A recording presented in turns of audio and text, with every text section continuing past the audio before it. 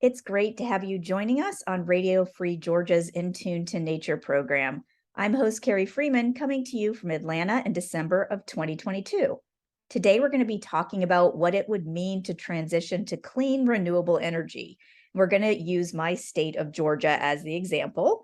For energy independence and less pollution and less greenhouse gas emissions, we know we need to move away from dependence on fossil fuels. But what would a green energy future look like? Can it be 100%? And what would the new energy mix be in Georgia? How feasible is that clean energy transition? And how can we get the political will to make these massive infrastructure changes happen? To discuss this, our guest is Neil Sardana, Beyond Coal representative from the Georgia chapter of the Sierra Club. Started over 35 years ago, the Sierra Club Georgia chapter is comprised of more than 75,000 members and supporters. Inspired by nature, they work together to protect our communities and the planet. They have a robust outdoors program and have active committees working on forest and coastal protection, public transit expansion, and clean energy. They are a chapter of the National Sierra Club, which is America's oldest, largest, and most influential grassroots environmental organization. Their clean energy website is sierraclub.org/Georgia/Beyond Coal. And their Instagram is at GA Beyond Coal, at GA Beyond Coal. Our guest, Neil Sardana, is the organizing representative for the Beyond Coal campaign at the Sierra Club, Georgia. He's been dedicated to fighting for human rights and social and economic justice for over 15 years. For example, previously, Neil worked to start Atlanta Jobs with Justice, a coalition dedicated to bringing labor and community organizations together to win living wages for working people, defend worker rights, and promote economic justice in Metro Atlanta.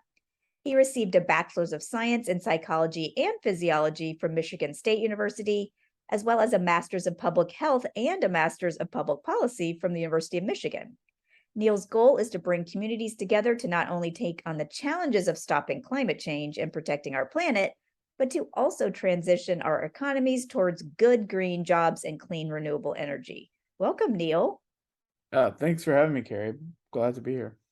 Well, before we get into what a clean energy future would comprise, can you tell us how Georgia currently gets its energy needs met, like with what mix of coal or nuclear or gas versus renewable sources?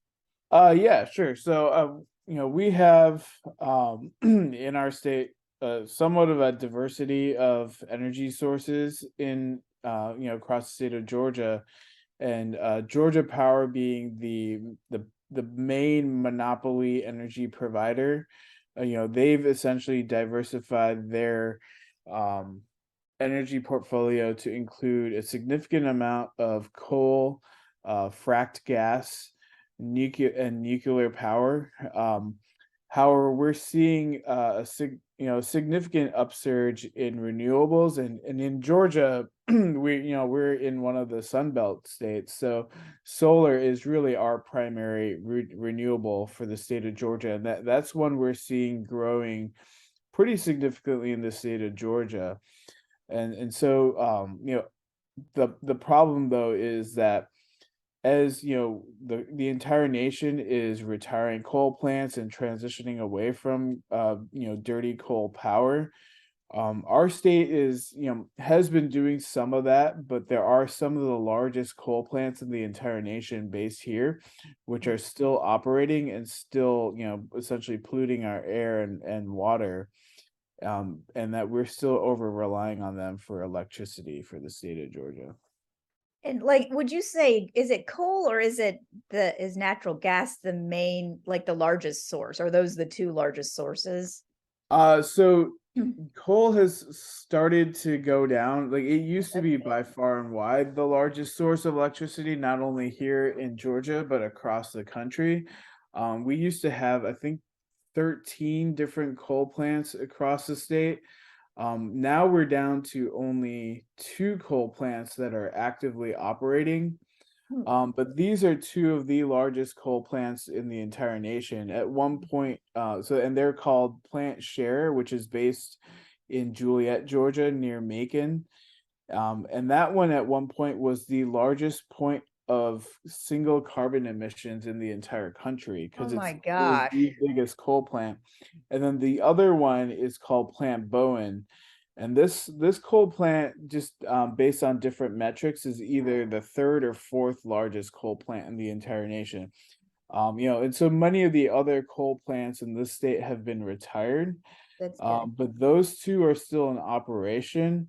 However, we've seen even one unit, so and they're split into units, and like this is like a number of different like energy producing units. So even a part of Plant Share, which once was the largest coal plant in the country, has been shut down. And there is some plans, albeit too slow, slow plans to transition away from those coal plants. And that's going to have a huge impact on the shift in our energy portfolio. Unfortunately, that shift away from coal is largely being shifted to gas, which Oh, in many respects is actually even worse for the climate, because methane, if it's not burnt and it's released into the air, that can have up to an 80 times more potent effect upon our atmosphere when it comes to warming the atmosphere. So there are, so gas has been seen as slightly cleaner than coal, but when it comes to greenhouse related effects, it can actually make the situation much worse. and we're not fracking in the state of Georgia, right? But it's I know there's fracking in lots of other states. Yeah. So we import, I guess, the natural gas.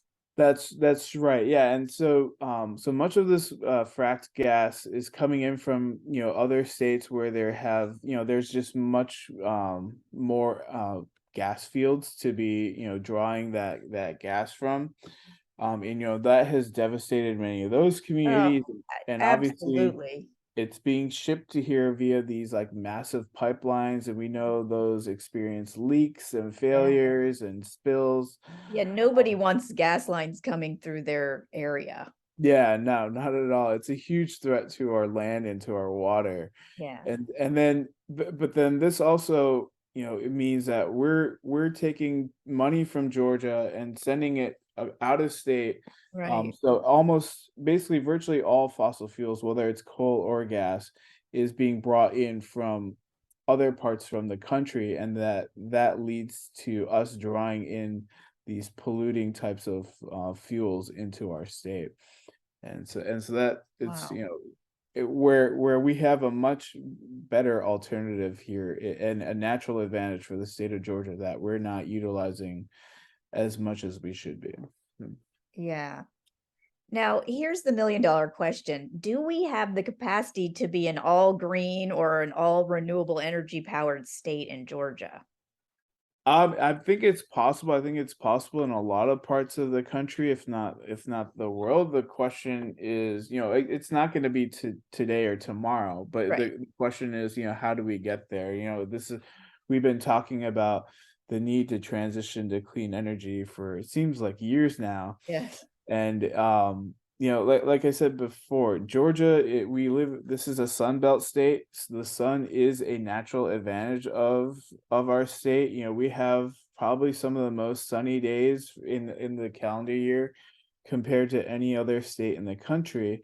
And if we're not utilizing that, we're essentially putting our state's natural advantage on the shelf, and that's not good for us, and that's not good for our economy. So certainly, there are certain states that have a lot of wind energy. We're not one of them, but we have a lot of solar potential, and we should be using it to the absolute maximum capacity. And what do you think that mix of clean energy sources would be to like replace the natural gas and the coal or nuclear? Like in terms of what percentage do you think would it be solar, wind? I don't know if hydro counts as if you count that as, renewable or clean, or Hmm. what do you think maybe the ideal mix would be in Georgia, like in a kind of a pie chart? Yeah, it's hard to say right now because like we don't have the solar capacity to Mm. cover the entire state with clean energy as of like today. Right. But I think what we could be doing is, just like putting up as much solar as possible, particularly on rooftops Yeah. and parking lots and like places where it's just like open area that's just receiving massive amounts of sun. That is an opportunity that we could be exploring much more significantly. And if you think about it, we don't pay a dime for the sun to shine. So Yeah. like, we should be using that as much as possible. And if we were to employ a massive, expansion of solar in the state of Georgia, right now our electricity is most expensive during peak hours, and those are usually your typical like working hours, like 9 to 5 or nine to you and then, The like sun when is people shining. yeah, and then when people come home and turn on their lights and like and their appliances and whatnot too. So like a little bit like right after, particularly when people show up back home from work as well.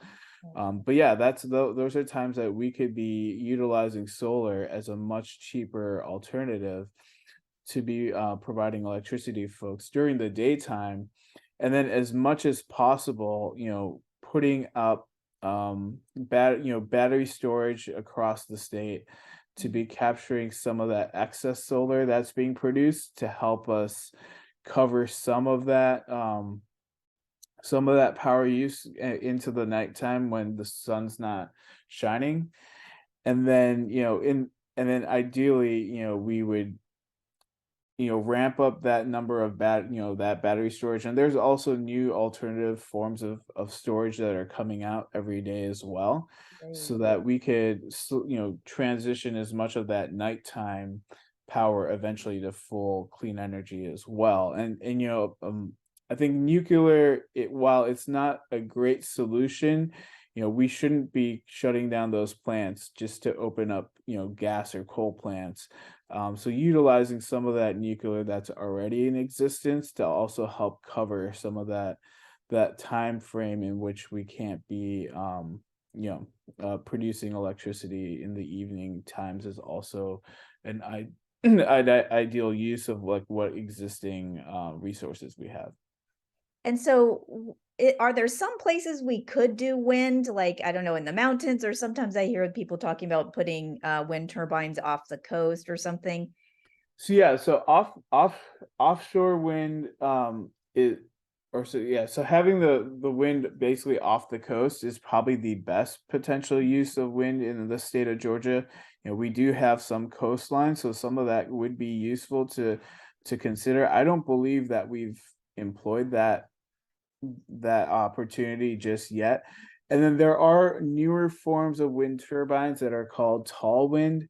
Mm. We haven't experimented with this in our state, but it could be an additional solution to add wind into the mix. And what those are, they're just like much larger, much taller wind turbines that could potentially capture air currents higher in the Ah, atmosphere.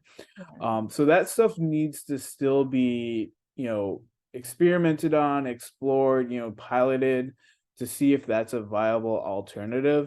And we're also seeing all sorts of new types of options as well, including like geothermal energy and tidal wave energy. There are still significant new opportunities down the line that the state of Georgia, if not employing, it should at least be like considering piloting and experimenting with, just as an opportunity to, create more jobs in our state and look for additional solutions. Because we know there's even more solutions beyond solar and wind and hydro. And I do believe we do have some hydro. It is in very small amounts. But yeah, just using all the resources we have to transition off of these dirty fossil fuels is absolutely what we need to be doing.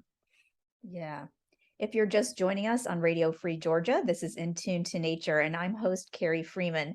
It's the end of 2022, and we're discussing how to transition to an all clean energy future in Georgia with Neil Sardana, the organizing representative for the Beyond Coal campaign at Sierra Club's Georgia chapter. Their website is sierraclub.org/Georgia/Beyond Their Instagram account is at GA Beyond Coal, or nationally, it's just at Beyond Coal. Neil, how feasible is this transition to clean renewable energy in Georgia in terms of making it happen? Can you tell us Sierra Club's plan or roadmap to become a clean energy state? And because I'm thinking of like the political will and the infrastructure and like because yeah, and you mentioned that the technology is constantly improving, and so we don't always know what it will be. We know it's coming, but we don't. But it's more, I think, in Georgia, especially because it's a Republican state, and so there hasn't traditionally been a lot of environmentalism hasn't been a push in our legislature. And also there's some climate denial among some people, some Republican leaders. So I feel like that's an obstacle, in terms of making it happen.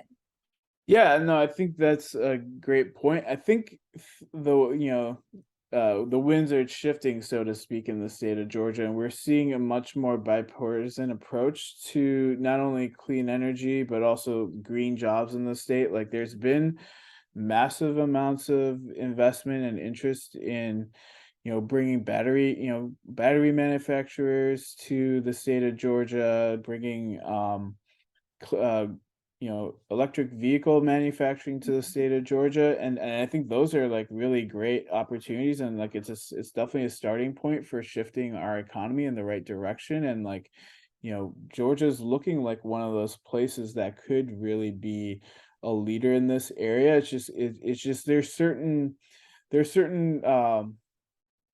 actors, either politicians or corporations that are holding us back though. Right. So while we see some progress, we also see quite a bit of resistance as well. And I'll say probably the number one reason that we're not moving as fast as we can is Georgia Power, our massive for-profit corporate utility monopoly in the state of Georgia. They definitely have quite a bit of power, not only in terms of producing this essential service to everyday Georgians, that is electricity, but they have a significant amount of influence over the state legislature and the Georgia Public Service Commission, who are the regulators of Georgia Power as well. So that Georgia Power has amassed a great deal of wealth and control and power, and they're largely making happen in this state what they would like to happen in terms of our energy infrastructure.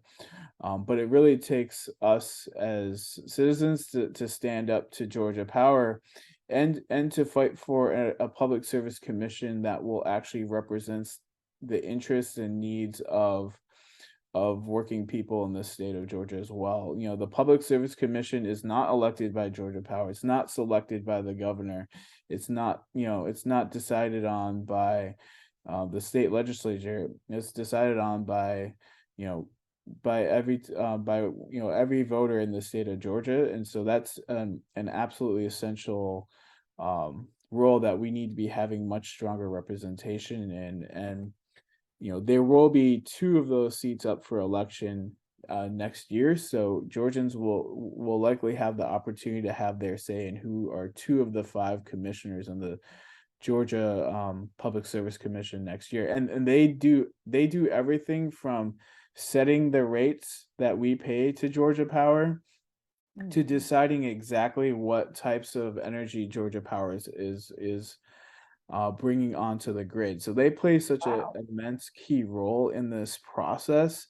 And if we really care about the climate and our economy and surviving what could be a significant problem of climate change, we need to really be paying attention to that commission and making sure that we're holding them accountable. Right. I love how you explained all that to us, because I think most of us maybe have never heard of the Public Service Commission, or it sounds boring, like what's that? Yeah. And so, but it's really like, especially for all the youth and Gen Z who are really into the climate, it's like they need to know the term Public Service Commissioner, like Yeah, I mean, because they that should sounds know like that's every. the person who has control over the most control over Georgia Power, and because it's hard to have that much control with Georgia Power itself as a Yeah. utility company. But if we could get some environmentally conscious and progressive people on the public service commissioner seats, then that's what we need to make this clean energy transition. Yeah, definitely. Like the Public Service Commission, due to its unwillingness to regulate Georgia Power to the interests of the people of Georgia, there a lot of people think if we transition to solar in Georgia, we're gonna have to pay a ton of money. It's actually not true. It would actually save us massive amounts of money.